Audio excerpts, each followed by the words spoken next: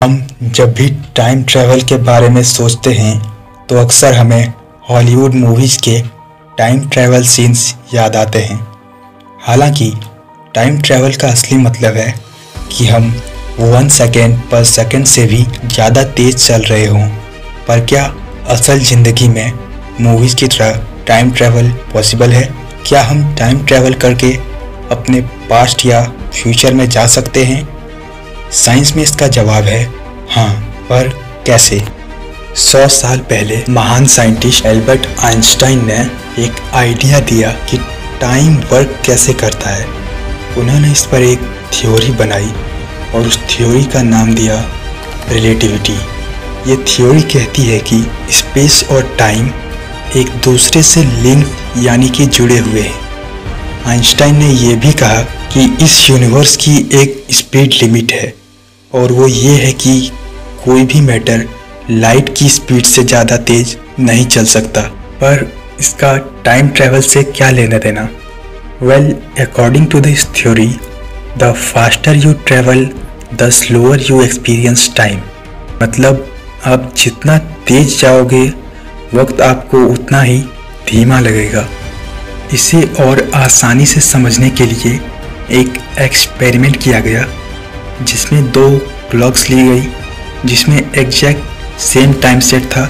एक क्लॉक को अर्थ में रखा गया जबकि दूसरे क्लॉक को उड़ते प्लेन में रखा गया जो कि उसी दिशा में उड़ रहा था जिस डायरेक्शन में अर्थ रोटेट करती है।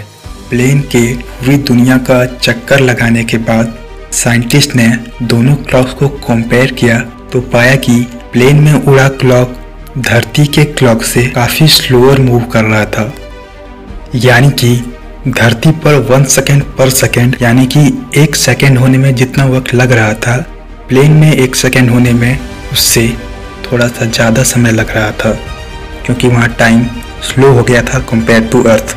इसका मतलब है कि आप जब भी प्लेन में सफ़र करते हैं तो आप नैनो सेकेंड से टाइम ट्रैवल करते हैं। पर जो मूवीज़ में पास्ट और फ्यूचर में टाइम ट्रैवल होता है, क्या वो पॉसिबल नहीं है?